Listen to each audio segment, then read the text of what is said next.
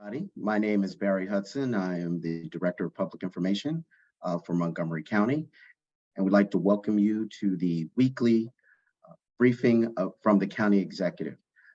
This week we are joined by our regular group of professionals and experts, Dr. Earl Stoddard, who is the Assistant Chief Administrative Officer in the County Executive's Office, Dr. James Bridgers, who is the Acting Director of our Department of Health and Human Services, as well as Sean O'Donnell, who's the Acting Deputy Chief for Public Safety, Public Health Services.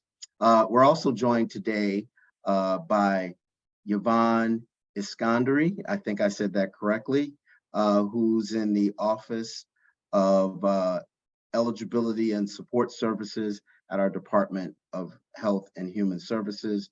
Also, Dr. Chris Rogers, who's also here to answer some questions. Reporters, as you well know, if you've been with us before, just a couple of housekeeping pieces for you. If you would like, if you're still not connected and you'd like to record, please make sure you indicate so in the chat. If you have questions for any of our guests, you'll be able to do that by dropping something in the chat so we can recognize you accordingly. In addition to that, if you please also add your news organization, so we'll be able to do that as well. So if you don't have any, if there's nothing else, I will hand it over to the County Executive to kick things off. Mr. County Executive, how are you today? I'm fine, and good afternoon, everybody, and thanks for joining me again. So this is National Teacher Appreciation Week, and on Monday, I visited a school where I taught 4th and 5th grade for 17 years. And that's Rolling Terrace Elementary School in Tacoma Park. And I really enjoyed my experience teaching in Montgomery County most days. I got into teaching because I wanted to make a difference, and it gave me the opportunity to do just that. And teaching requires, measure of patience and dedication and passion. And it's a calling. You certainly don't go into teaching for the money. And I applaud all the professionals who devote their time and energy to give our young children the tools they need to be successful in school and also in life. During my visit at Rolling Terrace, not only did I get to visit my old school and see former coworkers, but I actually talked to a parent who was a former student of mine. She was dropping off her kids, and she recognized me at the front door there, and we had a little conversation. And many of my former students have actually stayed in the community, and I've been fortunate to have the opportunity to talk with a lot of them, and I learned a lot about their lives today. And it's interesting to see how they progressed from the time when I had them when they were 9 and 10 years old. Teacher Appreciation Week is about thanking teachers, and I'd also add all the non-teachers that serve our students as well for what they do for our children. And they're there for our students on good days and on difficult days. And I think we know that over the last few years, we've probably had more than our fair share of difficult days. Through all of this, they've been there for our kids, and I do appreciate them, and I know you do as well. That is also why I was comfortable making the difficult decision to raise the tax rate to address the needs of our students. Just give you a little background, since the recession of 2010, we've continued to not provide the schools with the resources they previously had. The county got permission, along with other counties in the state, to rebase after the recession. And rebasing meant instead of having to provide funding based on the previous year's enrollment and what we were providing the schools, and then adjusting it for inflation and for growth, we actually were allowed to rebase to a lower level. We never adjusted that. So as the recession ended, the county never went back and restored funding to what it had been before the recession hit us. And today, when you adjust for inflation, we're spending 80% of what we spent in 2010. We've not kept pace with salaries, staffing needs, or building needs. And our county used to be a leader in the state and the region in funding education. We can't say that today. The tax increase is dedicated solely to MCPS.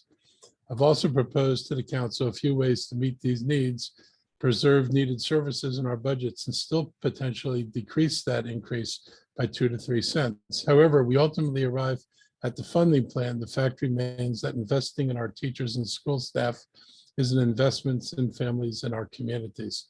We owe our children the best education we can give them. That's why I continue to encourage the County Council to fully fund the budget request made by MCPS. Lastly, one of the dividends of adequately funding schools is that it protects our property values, because our school system has been one of the leading factors that motivate people to look, own, and rent in our county. So to the extent our school systems are successful, we all benefit. And to the extent that people perceive the school system as not being as successful as it once was, it's potentially puts our values in this county at risk.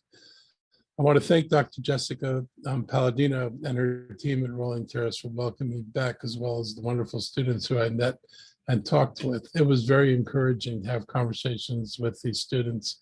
They asked a lot of questions, and it was interesting. And I hope everyone joins me in recognizing the amazing teachers that we have in Montgomery County.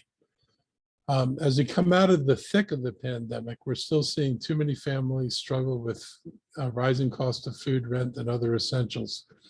Part of this is because while we've had a job recovery, it has not been as extensive as many people would like. A lot of businesses that are in the service delivery area, whether it's restaurants or retail as well, either haven't restored their full hours or don't need the staffing they had pre-pandemic.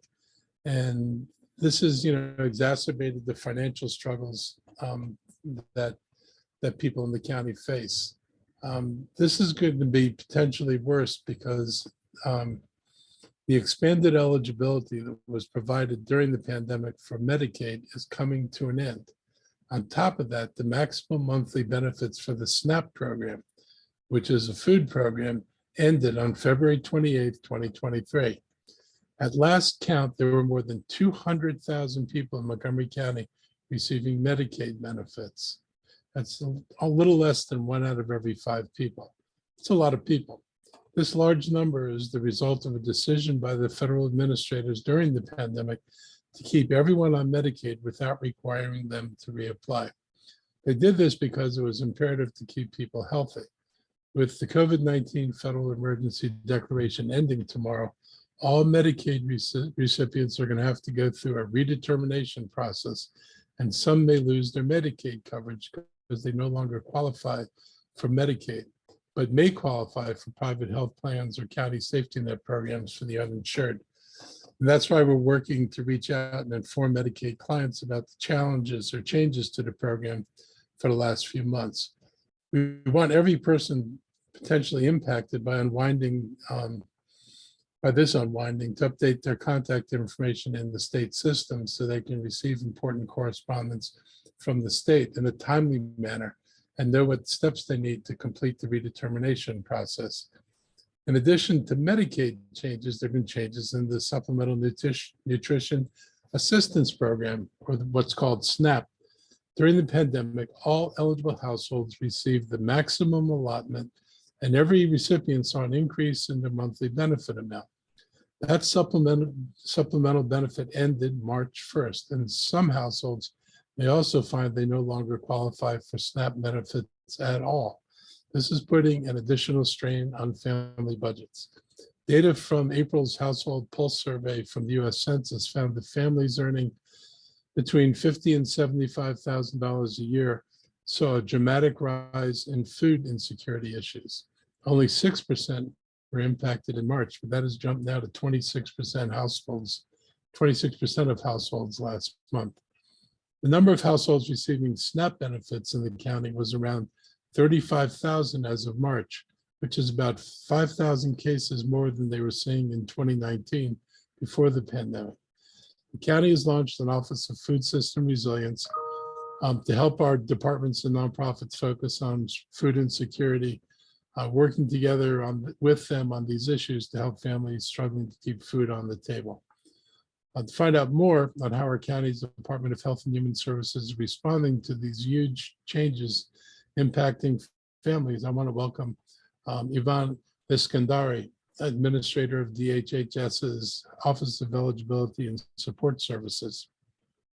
I'm going to ask her to update you on the county's efforts to assist families impacted by these changes, and then we'll take some questions for either myself or Yvonne. So I'm turning it over to Yvonne now.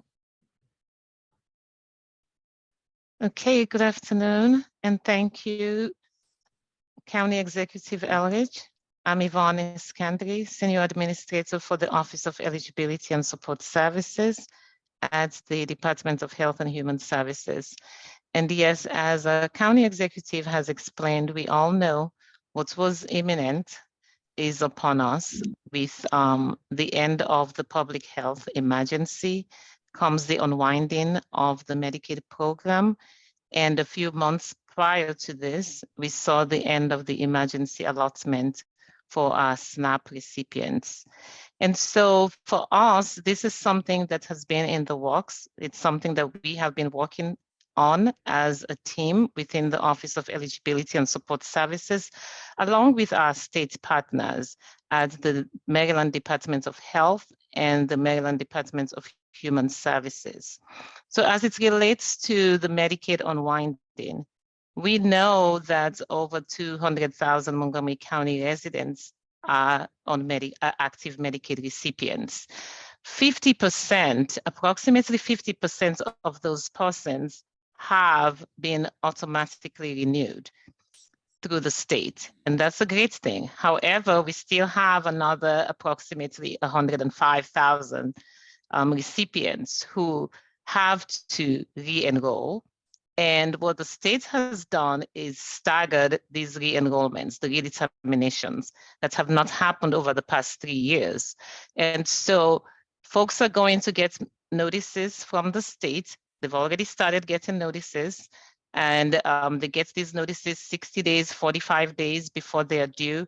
And as of the end of May, we would see the first set of people who have to renew their benefits. We locally have been contacting clients who have not automatically renewed. We started this effort since last month. We get the monthly ahead of the renewal, we get those updates from the state. And so we have been contacting residents, informing them about the renewal, assisting them with renewing, helping people to reset their passwords for those people who have no longer have or know their passwords. We've been helping them with that. We are seeing customers in our offices in person. We are assisting them virtually. We've set up virtual queues where we are able to assist them. We have the call center where people are calling and we are assisting them through this process. And so we anticipate getting the majority, if not all of our residents re-enrolled.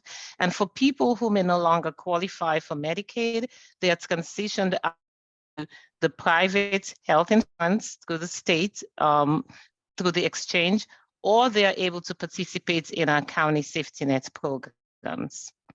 With regard to the SNAP benefits, the emergency allotment ended at the end of February, and we have worked with every customer who has reached out to us.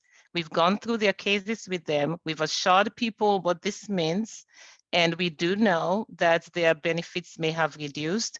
We've looked at assisting them with providing us with any of their expenses that may help them maximize their benefits amount. So if somebody's paying rent, if somebody has utility expenses, we are making sure all of those are updated so that they can maximize their benefits. In addition to that, we are also referring them to food resources within the county. We've done presentations at the Food Council, monthly Food Council meetings. They're assisting us as partners with helping customers understand what this means for them and what this benefit impact means. A lot of people have seen that, yes, their benefits are reduced, but assuring them that we've done everything to maximize their benefits has been helpful. And in addition to that, referring them to the resources in the county has also proved helpful.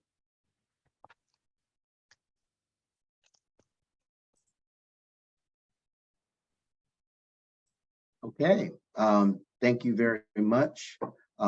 Reporters, if you have questions specifically on this topic, which is a very important one, now's a good time to allow you to go ahead and ask a question specific to this. If you don't have a question specific to this, we'll move the questions, because there are a couple in the chat, to the next portion. Any questions regarding the topic we just discussed?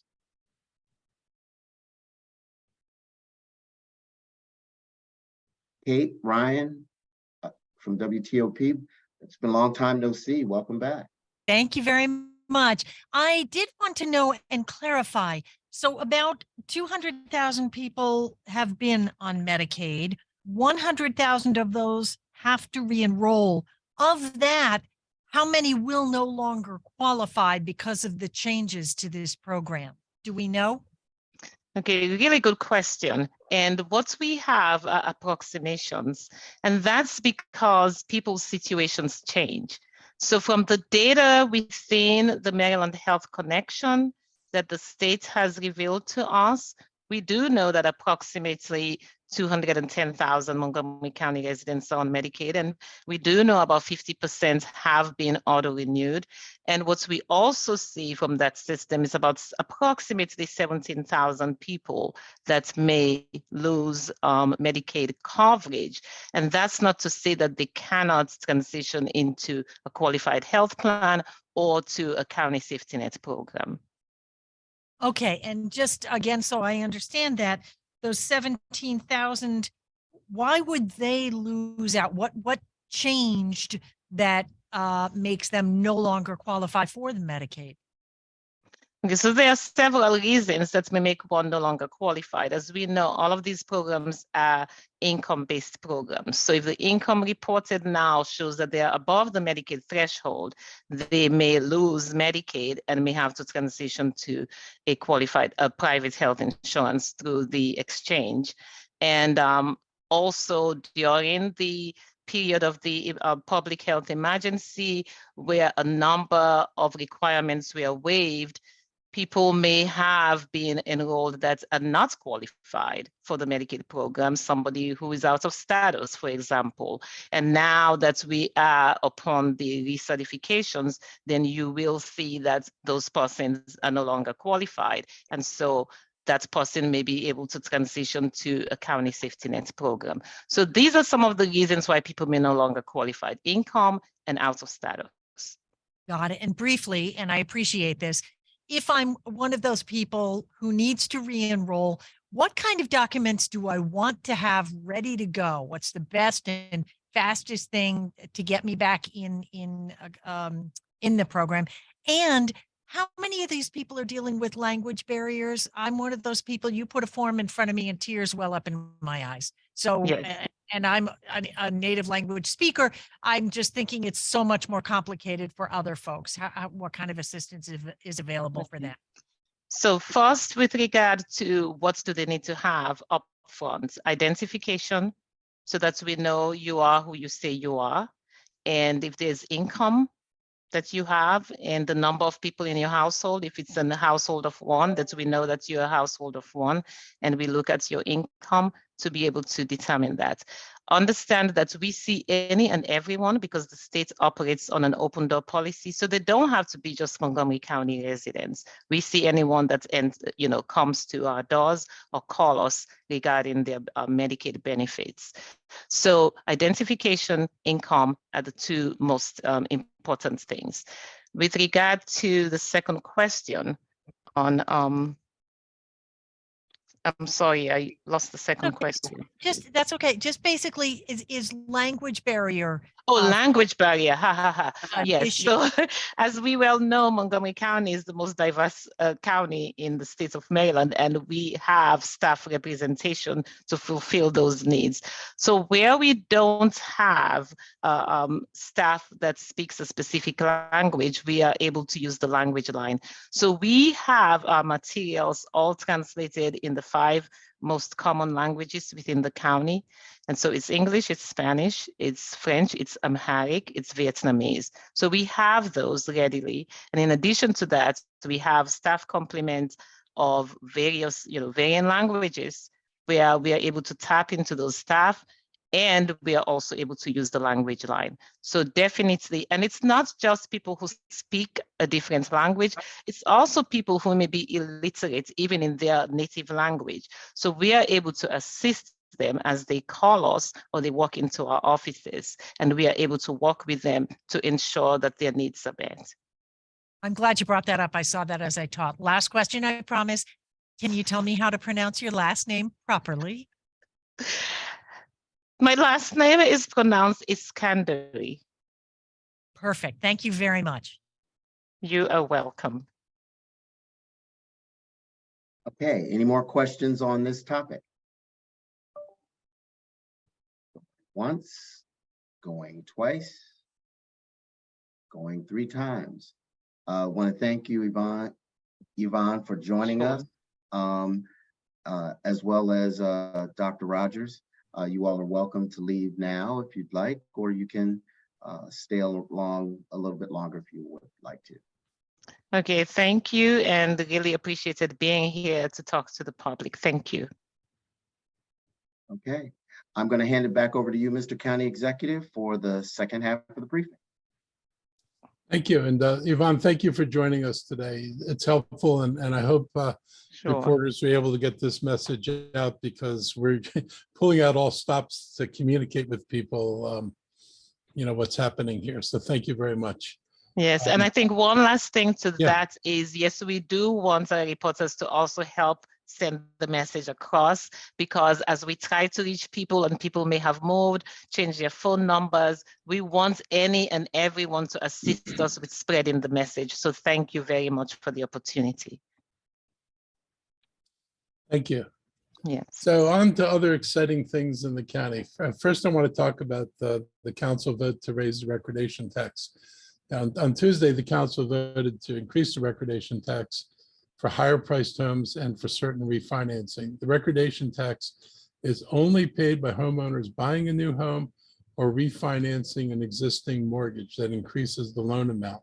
So if you simply refinance to take advantage of a lower interest rate, which you actually wouldn't be doing right now, then it doesn't matter if your balance doesn't increase, you're not charged the recordation tax.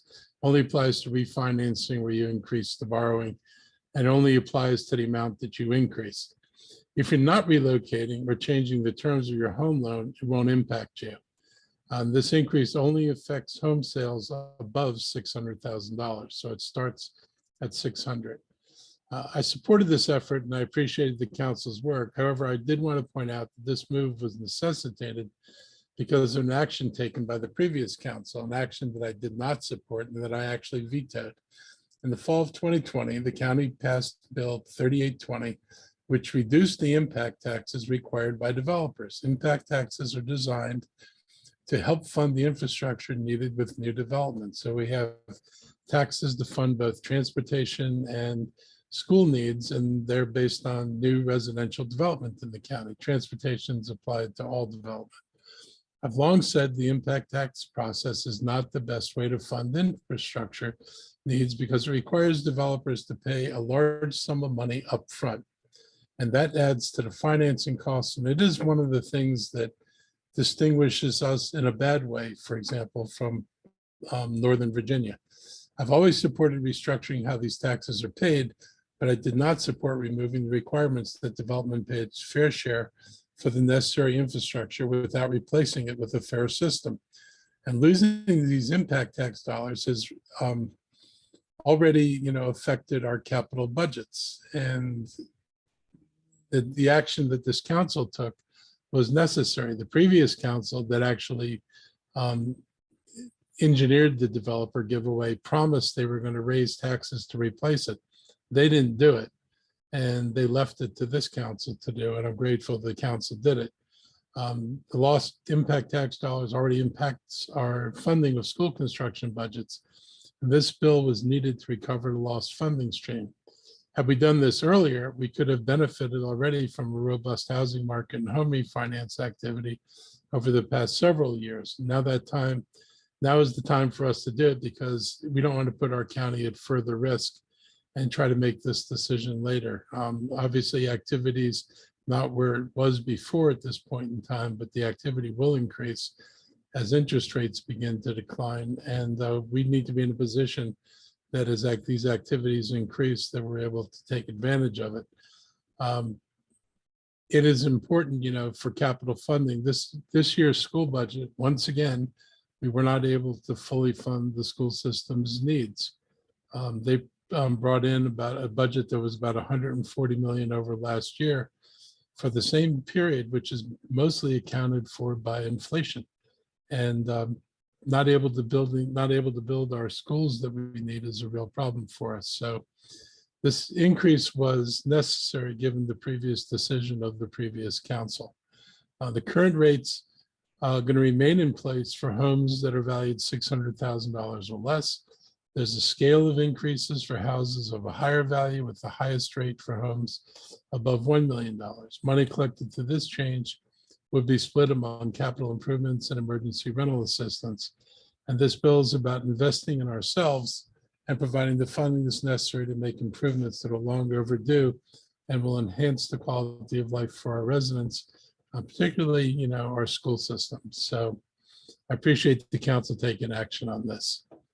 While none of us are, enthusiastic about increasing any taxes, sometimes it becomes necessary. And this is why, I took our responsibility pretty seriously in terms of how we manage the request from the school system. I said this before, but it was an unprecedented $300 million request over last year. There was absolutely no way that would fit in the budget this year. We were prepared for a normal request from the school system. We were not prepared for this. We never would have been prepared for this. We don't increase our revenues by that much in a normal year. So this presented us with a real challenge. But the fact that school funding has not been restored to the levels of 2010, and I'll say a little bit more about that, is a problem for the school system. That's why I sent a memo to the council, though, urging them to follow our actuary's recommendation and use some of the OPEB trust fund. It's a benefit for retired employees, and it covers their healthcare costs. And we created the trust fund, but the purpose of the trust fund was to provide some or all of the costs for our county retirees. This fund has never been used to cover any of the costs for our county retirees. So over the past 5 years, it's grown from a little more than $300 million to over $750 million. So the fund is very healthy, and yet we don't use it to cover any of the current costs. And I think that's a mistake. It's now large enough that it can regularly generate an average over $50 million annually in investment return. According to our actuary's analysis, not only do we not need to add any funding this year, but we can actually withdraw funds from the trust fund. Currently, we don't withdraw any funds from the trust fund for county retirees.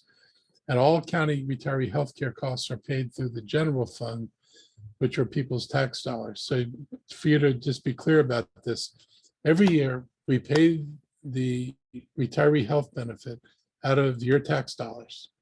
It's a straight out expenditure, like money for salaries, money for operations. That's just part of what's in our normal budget.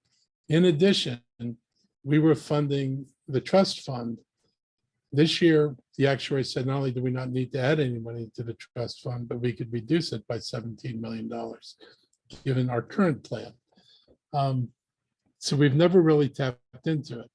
I think it's time for us to use the trust fund for its intended purpose. And that's why I suggested that we go into the trust fund for between, 1.5 cents, which would get us between $20 million and $30 million roughly, which would obviate about a penny to a penny and a half on the tax rate. So it would reduce the amount of taxes we would need because we'd be able to take these tax dollars, which we're already collecting, and apply them to the school system rather than applying them to this trust fund. And doing this doesn't jeopardize the trust fund at all. If we withdraw this much and we made this a regular annual withdrawal of about 1.5 cents of the tax rate, we would continue to collect more money than we withdraw. The fund would continue to increase, but it would provide a little bit of a buffer. And in this case, an important buffer in terms of the school system. More interestingly, or as interesting, what we're doing doesn't make any sense because we're already letting the school system take the equivalent of about 1.5 pennies out of their OPEB, well, it's actually our OPEB trust fund, out of their portion of the OPEB fund. They're taking 1.5 pennies out to fund schools' ongoing school system costs. So the council on the one hand has approved it every year for the school system to do this, but is saying that if we do this for the county, it would be a terrible idea. It can't be both things. It can't be terrible for the county and great for the school system. If we followed what the county's logic is, we'd have to increase taxes 1.5 cents and stop the school system from tapping into the reserve account. Or the county could save 1.5 cents on the tax rate and do similar to what the school system's doing, pull out a little bit of that money to help buffer against the tax increase. So we sent a memo over to the council. We hope they'll consider it. To me, this is more sustainable than making cuts in the budget. I mean, it's unfortunate to see discussions about how much food support we're going to provide. Are we going to be able to fund the kind of training that we need? Are we going to be able to fund people that we're planning on hiring or hoping to hire to help us achieve our climate goals? There are a lot of cuts which none of us would want to make in a normal year, but we're looking at making this year, and it's just some of those cuts could be eliminated if we just look at using our resources a little bit better than we are today. I did support the council's decision to reduce most of the school system reserve account by the tax equivalent of about 1 cent. This makes a lot of sense, despite the school system's argument. The county government is the more or less guarantor of reserves for all agencies, including the school system. So if the school system would need to go into reserves, that's what the county reserves are for. And for them to have separate reserves just means there's another pile of money that sits there and may or may not be used. And that's not something we should be doing. We shouldn't be doing it in general, but we sure shouldn't be doing it now. So I was glad that the council took that action, but I think, taking these two things together adds up to at least a couple of cents that we could reduce the proposed tax rate by, still have an ongoing benefit and still help us meet the needs of the school system. So before I get to the health report, I want to point out that May is a number of special things happening right now. It's Building Safety Month again, and it's a special service we're providing this year is free deck inspections, and these inspections are very popular. Reservations for Department of Permitting Services free deck inspections are already over capacity. In fact, they filled up before the month was over. The department's also launched a new podcast series. The latest episode focused on deck and warning signs to watch for. I encourage you to check out the video on that. The other thing I'd say is that if you qualify for a deck inspection, if you can get a deck inspection, it doesn't matter whether you got a permit to build your deck or not. We're not looking for permit violations at this point. We're just looking to make sure your deck is safe. And we'd rather have you let us know that you want an inspection than not be sure whether your deck is safe. A lot of homeowners do the decks themselves, do it without a permit. It's good to know that whatever you did actually meets the requirements for building a safe deck. On Saturday, we have the opportunity to celebrate Montgomery History Day with a special ceremony up at Button Farm Living History Museum. For the past few weeks, it's been the home to a Harriet Tubman statue that the public can visit by appointment through the end of May. Saturday admission will be free as the farm marks Tubman's journey to Freedom Day. from 10 a.m. to 3 p.m. The Underground Railroad hero helped many slaves find their freedom through Maryland. Historians will be on hand to discuss Tubman's life as a suffragette. And it's also a time for kids is being planned there as well. And I'm going to be present for a proclamation and to celebrate the life of one of our county's greatest heroes. And I hope to see some of you there. I also want to acknowledge that this is National Nurse Appreciation Week. And over the past few years, we've seen the tremendous work and sacrifices nurses have made. I want to remind everybody that these folks were on the front lines of taking care of people during COVID, when we didn't have masks, we didn't have proper personal protective equipment, and we didn't have vaccines. They didn't decide that it wasn't safe for them to go to work and they were just going to stay home. They went and did their jobs and kept people safe and made themselves vulnerable in doing that. And they put their lives on the line for others so that everybody could be safe and healthy. And I think it's worthwhile for us to remember that and to thank them for their efforts during the pandemic. More lives were saved than lost, and we owe them a special thank you for all that they've done. And I particularly want to thank the nurses that work for Montgomery County in our schools and in our facilities, our health centers. I appreciate everything you've done and continue to do. And I just want to say thank you. And last but not least, I want to wish all the mothers, grandmothers, aunts, godmothers, and other special people a happy Mother's Day. And now on to the health update. In COVID-19 news, tomorrow will bring the end of the public health emergency that we've been in for more than 3 years now.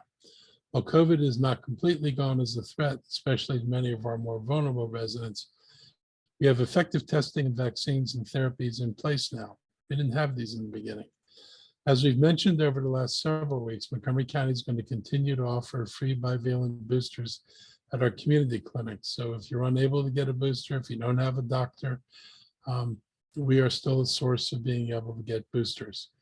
Outreach is also going to continue to help many people protect themselves with a shot.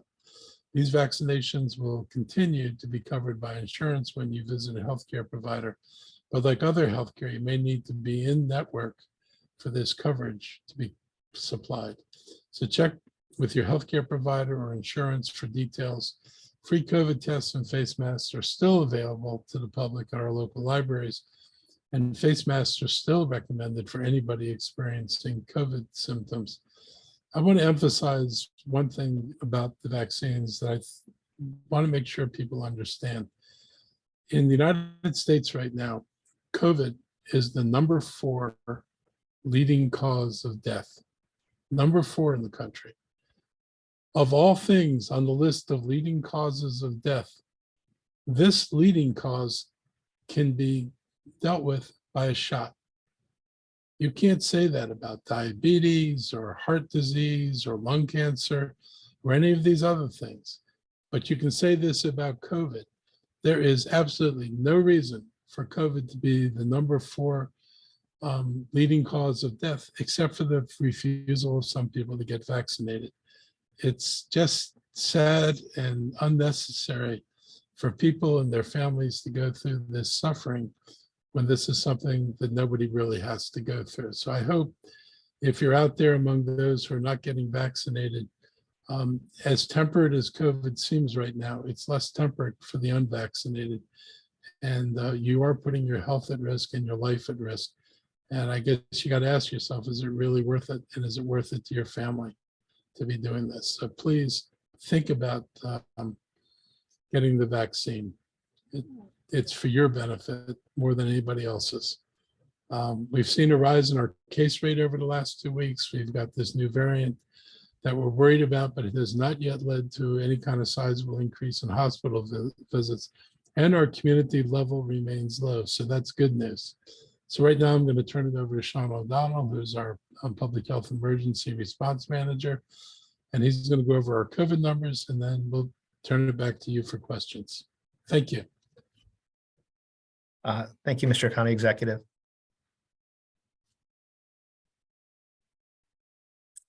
And again, as with previous weeks, this will be fairly brief. Just reminding that we're still looking at global COVID rates This is from the World Health Organization, and they're showing in most places improvements in COVID transmission rates. Looking at the variants again, we see some of these subvariants of XBB continuing to creep into a higher percentage. Nothing dramatic over the last few weeks, and it has not caused a dramatic rise in cases. As the county executive just mentioned, over the last 2 weeks, we have seen some transmission rates go up in Montgomery County. We've been looking at some of the other counties. We haven't seen the rates go up quite to this extent here, but this is still far lower than we've been at many other points during this pandemic. And most importantly, we have not seen a significant increase in hospitalizations or hospital visits. Here's our daily emergency department patients in Montgomery County hospitals, point in time censuses, and you can see that has not gone up significantly. You can see here in the long chart, we've got a little bit of a rise in cases. But when we look at the inpatients at hospitals, that's been a minor increase. We have 6 more this week than what was reported at this point last week. 1 fewer in ICU, 7 more in acute care. So again, we haven't seen a significant rise in serious illness. We're still below the state threshold for this month of reporting the specific number of deaths related to COVID. They don't provide that specific number until it goes over 10, and we're still below 10 in May. Again, as our county executive has mentioned, we're still continuing a lot of the services that we have been providing. Those won't end tomorrow. One thing we are scaling back is the PCR testing that we're doing at county sites. We'll be giving out rapid tests in lieu of doing PCR testing there. And this is because the demand has really come down for PCR testing. It's very limited demand. And the standing up of the CDC program that allows people to find no-cost COVID testing throughout the community, a large number of pharmacies have enrolled in that. So individuals can go there and their insurance will either cover the testing, or if they don't have insurance, there will be no out-of-pocket costs. So again, we're publicizing that, but most of the available resources will continue. We do, just to again emphasize what was just stated, there are some changes with the end of the public health emergency related to who's covering what costs. We just ask individuals, vaccines are still covered by insurances, but just talk to your healthcare provider or talk to your insurer to find out the pathway to get that. Some other things, again, a lot of this is shifting over to the traditional insurance way of covering healthcare costs, as was done prior to COVID, or as has been done during COVID for other diseases. Those are all the updates I have at this point, and happy to ask our acting director if he has any additional comments, or if Dr. Stoddard has any additional comments. Thank you, Mr. O'Donnell. No additional comments from me at this time. All right, with that, we'll get ready to open the floor up for questions from reporters. Just for our viewers who are watching via the cable channel, in about 2 minutes, that broadcast will switch back over to the council session. You are welcome to join us on either YouTube or Facebook as this press briefing will continue. Going to the questions, we'll start off with Kate Ryan, who has questions for the county executive and other participants. Kate? Thank you very much. I just wanted to clear up on the school funding issue to the county executive. Yeah. Bottom line, their contention that any reduction is not workable to their budget request. How do you respond to that? Are they asking for the right amount, or what do you think? I've looked at their budget requests, and I'll say that most of it, the vast majority of this money is going to salaries, and I think that's 100% justifiable. In addition, I think there's about $50 million that was not directly salaries, but a bunch of those were like positions in ESOL, positions in, mental health, the ability to try to provide more mental health services into the school system. So I think a lot of that is necessary. We could debate whether new programs or whether they've got other ways of funding some of the new programs, but that's not going to get you more than, maybe a few $1 million. You're not going to solve this tax problem. And I think just taking the approach of saying we're only going to fund this tranche of money or that tranche of money without knowing what you're going to cut is not a good way to do this. I don't want to put the school system in a situation where they can't, for example, hire teachers they need for special education, whether they can't fire teachers they need for ESOL, or they can't they can't hire social workers. So I agree with the council on the need for more accountability. The fact that I would say there's not a lot of accountability. If you were to talk about some of the issues that confront the school system, there's not been a lot of progress made. The achievement gap is one thing that comes to mind. And we need to have better discussions with the school system. We need more coordination between their budget and our budget. I think myself, but I also think council members need to have a better understanding of how programs work. I think we understand less about this than we do about our own internal budget, and yet this is half of the county's total budget. So there's a lot that I agree with the council in terms of what we need to ask for. Some of this may require state legislation, and I'm perfectly happy to support things that result in a more open process. But I think, the council should be careful on how it goes about doing cuts. That's why the money out of the reserves is a wholly different animal. They've had $25 million in reserves. They should have $0 in reserves. The council left them with $3 million. By the charter, the reserves for the county are the reserves for everybody. We don't have separate reserves for each department, and we weren't intended to have separate reserves for the school system.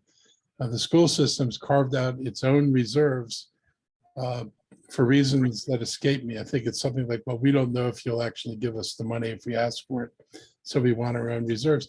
They may want it, but that's not the way the system's supposed to be set up. This is something they ought to trust us enough to know that, we want to support the schools, and if there's something that's necessary in the middle of the year and we've got reserves, we're going to help them fund it.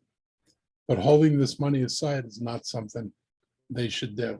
And I fully support the council action to take back the 22 or 23 million that they took back. Got it. Thank you very much. Thank you, Kate. Also have a question from Sierra Fox from Fox 5 DC.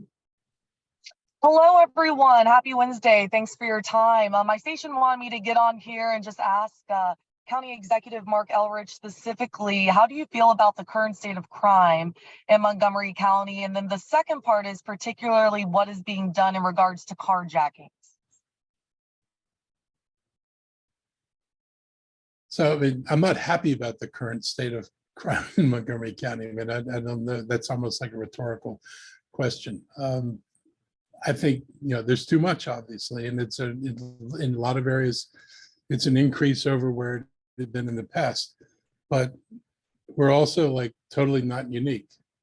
And, we can give you statistics and compare increases in some of what we're seeing to what other people are seeing, and you get a perspective that the county is hardly the only jurisdiction experiencing this problem. We know that that COVID seems to have done a lot of severe damage to people's mental health.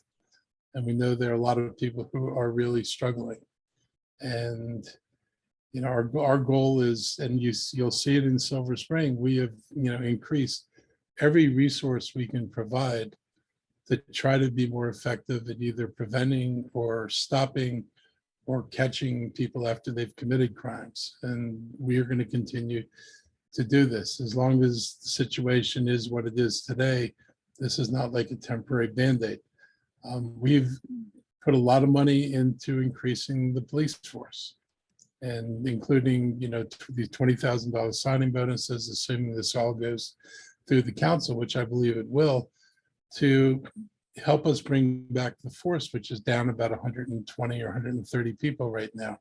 That would certainly help us with staffing and coverage issues. I'll point out that, I raised this issue, I guess, 4 years ago in a budget and asked for an increase for the police department because we knew what was happening in terms of our salaries comparatively. And at that point, the council didn't support it. That's a different council. But we've known about this problem and have tried to address it. This council, I believe, is going to support the things we need to do in order to, preserve and attract people to come here to work. So we'll continue to put more bodies on the street and more technology in order to make things safer. And Earl, if you want to talk about any of the data specific, feel free.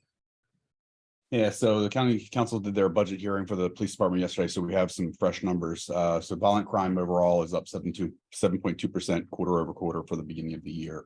But that's a mixed bag, as you alluded to. That's being almost entirely driven by a significant increase in carjackings. We're actually down in homicides, down in aggravated assaults, down in rape, down in commercial burglaries. So obviously we're seeing reductions in some spaces, but we're seeing a large increase in carjackings. We're also seeing increases in non-commercial burglaries and frankly weapons offenses. Weapons offenses, I think, is a big driver of our problem. There are too many firearms on our streets. That's a national problem that plays out mostly in our cities for reasons that I think we all understand from a national level. But the proliferation of firearms and privately manufactured firearms or ghost guns is a significant problem. The other thing we've also observed, particularly with carjackings, but also in other places, we're seeing a lot of youth-related violence. And that is a particular problem that I think, as county executive alluded to, is linked to the pandemic. We do have a youth harm initiative that we're focused on, not just youth violence, but also youth self-harm, drug abuse, fentanyl abuse, particularly working with our school system. I think that budget hearing is on Thursday morning. We've got a proposal for the county council to continue some of the work that we did that was very successful last summer. I will also say on carjacking, so it's one of those things where we're constantly evolving, and so we're up for over the year, but actually April was our lowest month for carjackings in months, and that's because there's been a concerted effort by the department to use technology, as the county executive alluded to, license plate readers, camera systems, and place officers in places using our violent crime information center in targeted locations aimed at preventing carjackings. Now, that's not to say that we don't need more officers in the street. That's a big part of this. But also, the use of that technology is going to be a big help for us.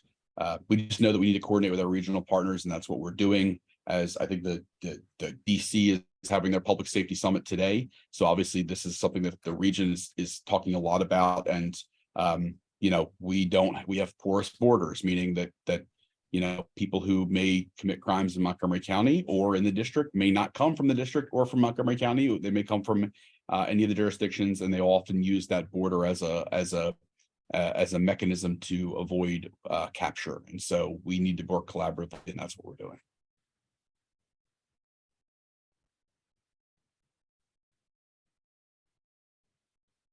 Thank you. Okay. Do we have any additional questions from reporters? Kate Ryan, is that a hand up with an additional question? Yes, I just wanted to go over the stat that Dr. Stoddard mentioned. When you said carjackings up by how much was that? 7%? No, violent crime overall is up 7.2%. Okay. But there are reductions, and they're up. Things are up there. Now, carjackings are up a much significantly higher amount. I think we've had about 40 carjackings year to date as of the beginning of this, compared to about a dozen at the same time last year. So you can do the math on that. That's a significant percentage up. But the violent crime is coming down in other places, as I alluded to, and homicides are down, rape is down, commercial burglaries are down. So when we talk about it's a mixed bag, the carjackings are what are driving that 7.2 overall percentage increase. But again, it's mixed bag of other crimes that we're down in some areas and up in others. Understood. And you mentioned youth. And is that specific to the carjackings? Yes. A lot of our carjackings are conducted by persons under the age of 18. those, they're often committed by people at 14, 15, 16 years old. Yes. Got it. Thank you very much. All right. Any additional questions? Going once, going twice, going 3 times. All right, that ends our session for today. We'll see you back here next week. And thank you very much for joining us. Any parting words, County Executive? Just thank you for continuing to come here and talk to us, and we're always happy to answer questions, and look forward to seeing you all next week. Thank you, and have a wonderful day, everyone. Bye.